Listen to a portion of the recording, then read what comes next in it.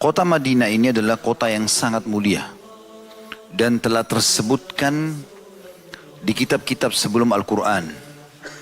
Hampir seluruh kitab Samawiyah telah menyebutkan masalah ini, terutama dalam Taurat.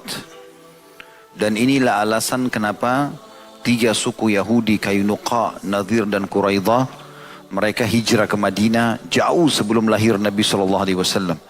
Karena mereka memang menemukan ciri kota Madinah di dalam Taurat, yaitu kota yang dihimpit dengan 2 batu hitam besar di kiri kanan dan dipenuhi dengan pohon-pohon kurma.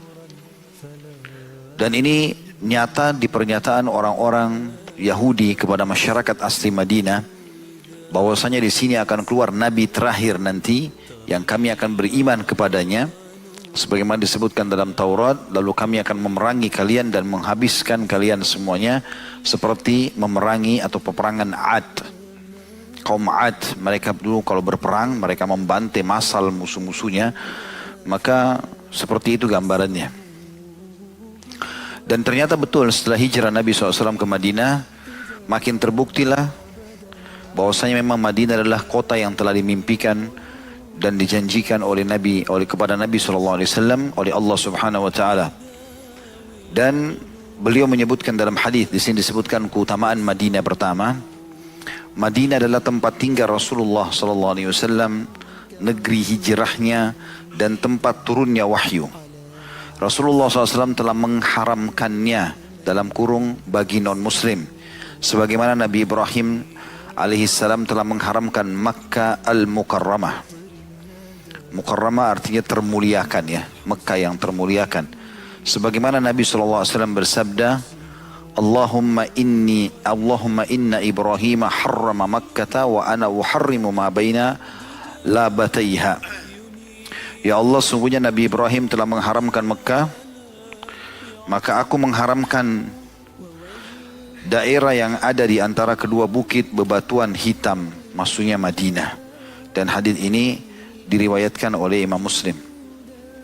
Kita dimaksud dengan 2 batu hitam, masyarakat Madinah sampai sekarang masih mengenal 2 wilayah namanya Harra Syarqiyah dan Harra Garbiyah. Wilayah timur dan wilayah barat. Sampai hari ini masih banyak terlihat atau bisa terlihat batu-batu hitam yang tajam-tajam. Dan saking banyaknya musim panas di sekitar Madinah, sampai batunya itu berubah menjadi hitam. Dan memang tajam. Dari dulu Madinah itu tidak pernah bisa diserang dari 2 wilayah ini, karena banyaknya batu-batu ini. Jadi Madinah dengan sendirinya tertahan atau terlindungi. Dan bagian belakang Madinah selatan, bagian utara Madinah dari arah negeri Syam itu penuh sekali dengan pohon-pohon kurma. Dan yang bisa masuk kalau dari selatannya, terutama dari Mekah dan wilayah-wilayah yang lain sekitar Mekah, Jeddah ataupun wilayah di bawahnya lagi Yaman, kalau mau masuk ke Madinah itu harus melewati selatannya saja. Makanya parit yang dibuat dalam perang Khandak itu di selatan kota Madinah, sehingga hanya itu saja yang cukup dipariti, orang-orang Mekah sudah nggak bisa masuk. Perlu saya tambahkan informasi teman-teman sekalian, kalau Madinah dulu ini namanya Yathrib, Ya-Tha-Ra-Ba, Yathrib dulu namanya, ya. Kemudian Nabi SAW mengganti namanya menjadi Al-Madinah Al-Munawwarah. Al-Madinah Al-Munawwarah, maksudnya kota yang penuh dengan cahaya. Ini maksudnya adalah cahaya kenabian. Juga diberikan nama oleh Nabi SAW dengan Thabah dan Thayyibah, yang berarti baik dan sempurna, ya. Dan satu-satunya kota yang kita dianjurkan untuk meninggal di situ itu hanya Madinah. Tidak ada kota lain, ya. Sebagaimana Nabi SAW bersabda, ada di situ, ya, di halaman setelahnya. Saya dahulukan hadis ini karena saya sebutkan di paling bawah sekali. Man istata'a minkum an yamuta bil madinati falyaf'al fa inni ashhadu liman mata biha. Barang siapa di antara kalian yang bisa meninggal di Madinah, hendaklah ia lakukan. Maksudnya dia berdoa agar Allah tutup hidupnya terakhir di Madinah, gitu kan. Bukan bunuh diri, ya. Bunuh diri haram. Tapi memohon kepada Allah Subhanahu Wa Taala agar dikaruniakan meninggal di Madinah. Karena sungguhnya aku akan bersaksi bagi orang yang meninggal di sana. Maksudnya aku akan bersaksi agar Allah Subhanahu wa taala mengampuni dosa-dosa mereka dan menerima amal-amal mereka. Dan hadis ini diriwayatkan oleh Tirmidzi nomor 3917, Ibnu Majah 3112 dan juga lainnya. Ada sebuah hadis, saya khawatir lupa teman-teman sekalian. Saya terlintas hadis ini tapi saya tidak ingat lafadznya secara lengkap, maka saya datangkan referensinya. Ini masih berhubungan dengan bahasan haji kita yang kemarin. Sebuah hadis saya ingin bacakan. Yaitu kata Nabi SAW, "Idza kharaja ar-rajulu hajjan binafaqatin thayyibah." Andai saja ada seseorang yang keluar haji dengan nafkah yang baik atau halal. Uang yang halal, bukan riba, bukan manipulasi, bukan segala macam. Wa wada'a rijlahu fil gharzi.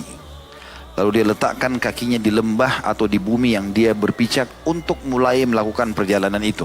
Kalau kita dari depan rumahnya, ya, untuk pergi ke bandara, naik pesawat. Dari awal dia letakkan kakinya di depan rumahnya itu, fanada labbaik Allahumma labbaik. Lalu dia mulai mengucapkan, ya Allah, aku jawab panggilanmu dengan santun. Nadahu munadin minas sama'. Maka akan ada yang memanggilnya dari langit, maksudnya malaikat, labbaika wa sa'daik, panggilanmu telah dijawab dan juga kebahagiaan selalu bersamamu. Zaduka halal, bekalmu halal, warahilatuka halal, tungganganmu juga halal, wa hajjuka mabrurun gairu ma'zur, hajimu diterima tanpa ada dosa sedikit pun. Jadi salah satu syarat yang perlu diperhatikan pada saat orang haji yang kita bahas kemarin, selain tata cara, rukun dan juga syarat-syaratnya, halal rezekinya. Jadi kalau uang haram atau syubhat tidak diterima. Terbukti di sini dikatakan, kata Nabi SAW lanjutannya, wa idza kharaja bin nafaqatil khabithah. Andai saja ada yang keluar membawa nafkah yang buruk, haram, syubhat.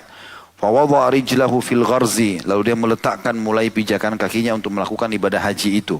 Fanada labbaik, kemudian dia mulai mengatakan labbaika, aku jawab panggilanmu ya Allah. Nadahu munadi minas sama, maka akan dipanggil dia dari langit oleh malaikat, la labbaika wala sa'daik, tidak ada jawaban panggilan haji untukmu dan tidak ada kebahagiaan diberikan kepadamu. Zaduka haram, bekalmu haram, wa nafakatuka haram, nafkah juga yang kau keluarkan haram, wa hajjuka gairu mabrur, dan hajimu tidak diterima.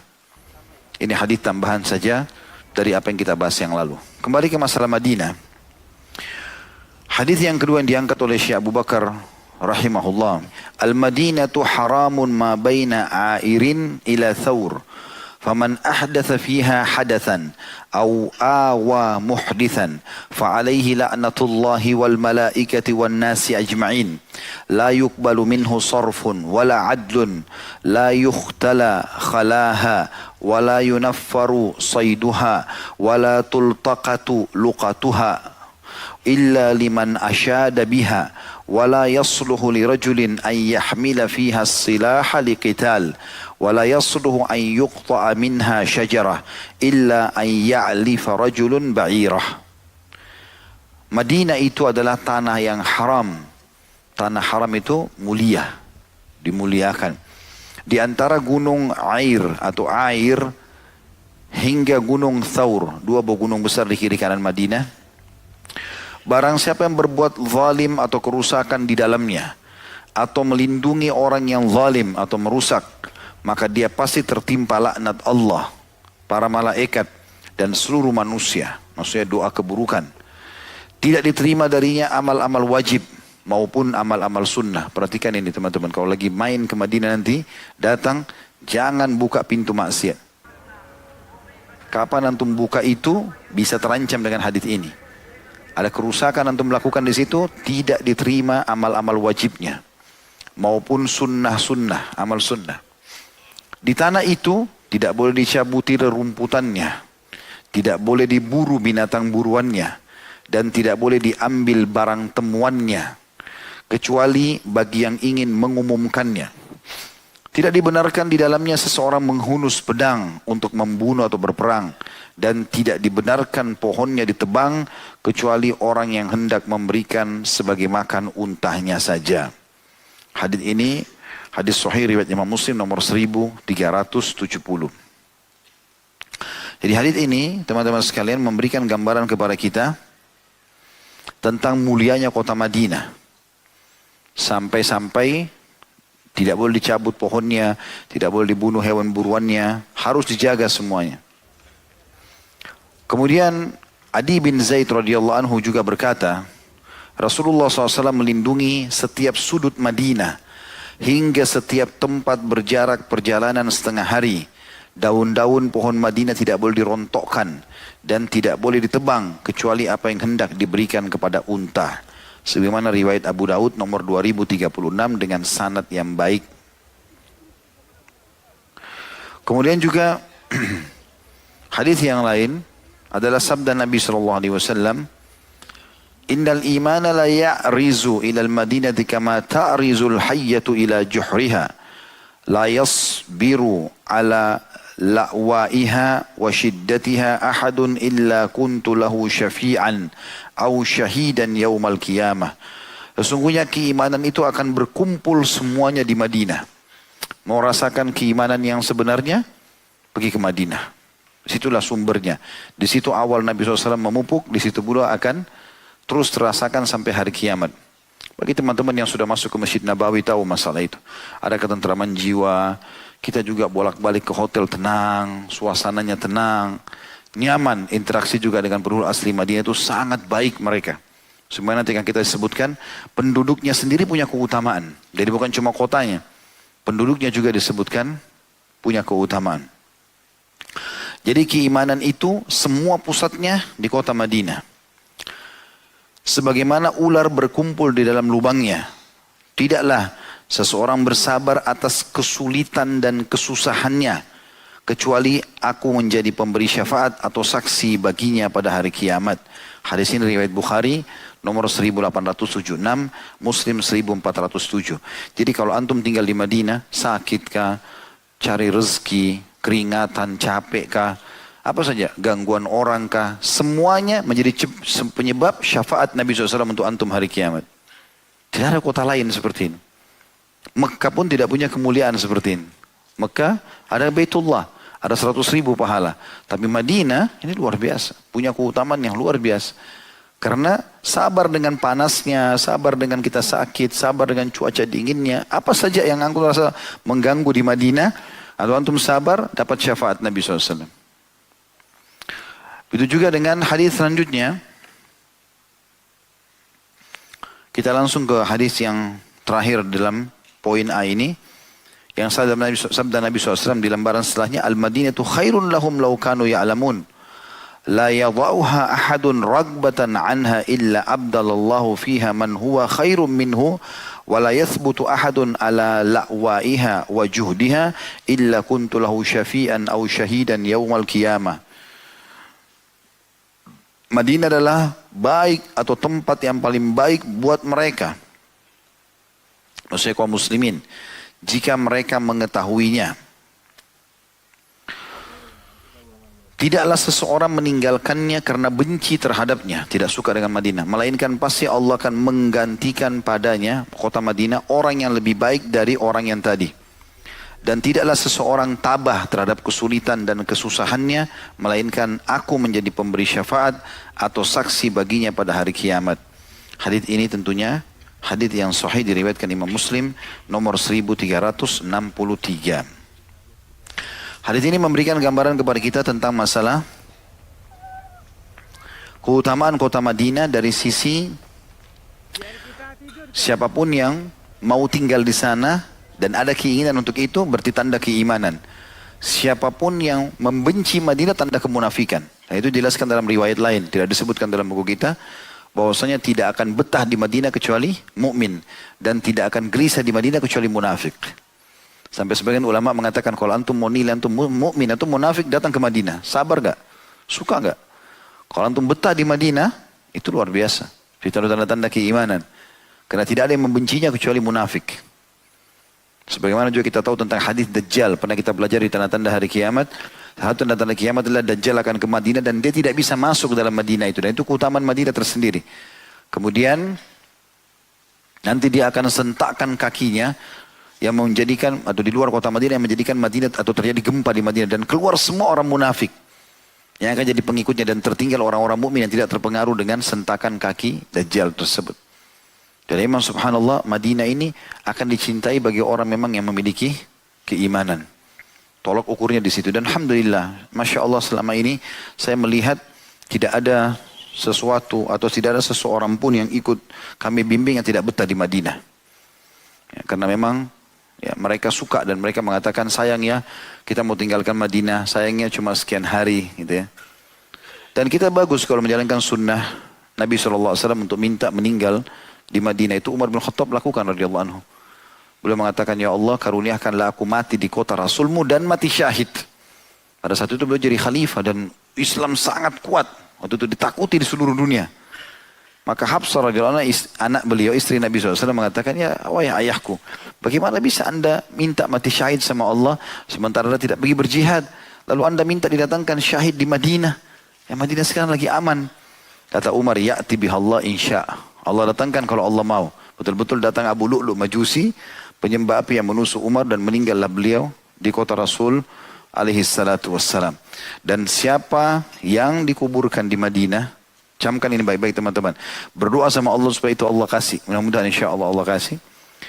Siapa yang dikuburkan di sebuah lokasi, maka berarti tubuhnya terbuat dari tanah lokasi itu. Sudah tahu belum? Itu ada hadisnya. Disebutkan oleh Imam Qurtubi dalam kitab Tazkirah beliau. Dan dihasankan oleh sebagian ulama hadis. Kalau siapapun yang meninggal di sebuah tempat, maka berarti tanah yang dia jadi kuburannya itu, dari tanah itulah dia dibuat dasarnya. Bahan tubuhnya dari tanah itu. Makanya ulama mengatakan tidak diragukan lagi kalau Abu Bakar sama Umar adalah dari satu tanah yang dibuat Nabi SAW. Karena mereka dikubur dalam satu kuburan. Dan ini kemuliaan tersendiri. Belum lagi kalau kita dikubur di Baqi, kuburan yang mulia. Satu-satunya kuburan yang Nabi SAW doakan dan doa Nabi berlaku sampai hari kiamat agar seluruh penghuni Baqi diampuni dosa-dosanya. Dan kita satu pemakaman dengan para sahabat-sahabat yang mulia di Baqi itu. Hampir seluruh istri Nabi dikubur di situ, Utsman bin Affan dan banyak sahabat tokoh-tokoh yang mulia dikubur di sana. Baik, kita tambahkan ada kemuliaan yang lain Madinah, ditambah tulisan ini ya, karena di buku kita di sini tidak ada. Nabi SAW mendoakan agar Madinah selalu dilimpahkan keberkahan sehingga buahnya tidak pernah habis, dan itu terbukti subhanallah. Belum pernah buah di kota Madinah itu tidak ada. Bahkan hampir semua buah yang kita mau cari ada. Padahal di sana bisa dikatakan panas sekali cuacanya. Bahkan mungkin buah-buah yang hanya ada di negara itu kayak Indonesia, rambutan lah, durian lah, bisa kita temukan. Ada saja kita temukan di supermarket dijual gitu kan. Kuasa Allah subhanahu wa ta'ala. Tapi buah dari kota Madinah sendiri, ya, kalau antum pernah lihat semangka Madinah itu saya pribadi ya, selama ini saya keliling banyak negara-negara, belum pernah saya lihat ada semangka sebesar itu. Sangat besar dan isinya merah dan manis sekali. Kalau yang ditanam di Madinah itu. Dan itu ada hadis Nabi SAW, dan hadis ini hadis sahih riwayat Muslim. Beliau berdoa mengatakan, Allahumma barik lana fi thamarina, wa barik lana fi madinatina, wa barik lana fi sa'ina, wa barik lana fi muddina. Ya Allah, berkahilah kepada kami keberkahan pada buah-buahan kami di kota Madinah. Kota Madinah kami ini, limpahkanlah keberkahan untuk kami pada setiap sa' dan mudnya, jadi takaran dan timbangannya, yang kami dapatkan atau kami selalu gunakan.